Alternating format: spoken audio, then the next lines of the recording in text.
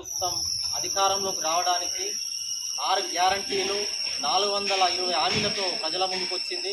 ఆ హామీలను 100 రోజుల్లో అమలు చేస్తా అంటున్నది.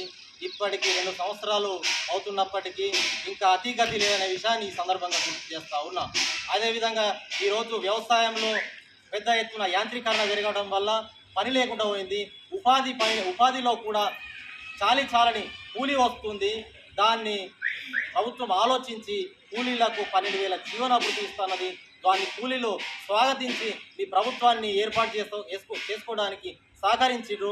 దానికి సంబంధించి తొందరగా వీరికి 12,000 జీవనాభృతి అమలు చేయాలని, లేని పక్షంలో కలెక్టరేటు ముట్టడిస్తామని ఈ సందర్భంగా హెచ్చరిస్తా ఉన్నాం.